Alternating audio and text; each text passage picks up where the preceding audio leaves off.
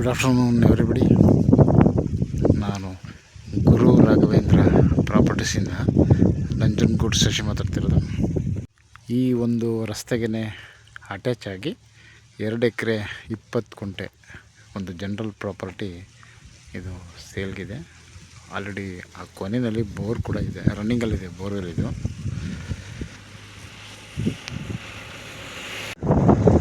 Entrance. ಇದು complete ಎಲ್ಲ ಅಳತೆ ಮಾಡಿ ಅಡ್ಜಸ್ಟ್ ಮಾಡಿ ಕಲ್ಲಾಕಿದ್ದಾರೆ, ಮೆಸ್ ಫೆನ್ಸ್ ಮಾಡಿದ್ದಾರೆ. ಒಂದು ಬೋರ್ವೆಲ್ ಇದೆ, ಅದು ಕೂಡ ರನ್ನಿಂಗಲ್ಲಿದೆ.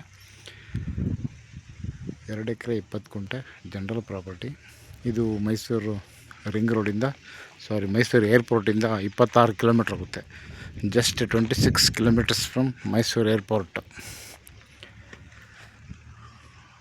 3 kilometres from Ooty road. Nanjangud ರಿಜಿಸ್ಟ್ರೇಷನ್ಗೆ ಬರುತ್ತಿದ್ದು.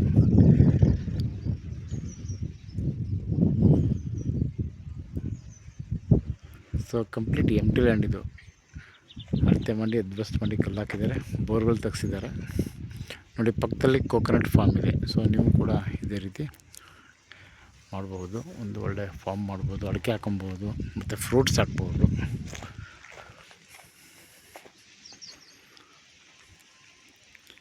Okay, thanks for watching.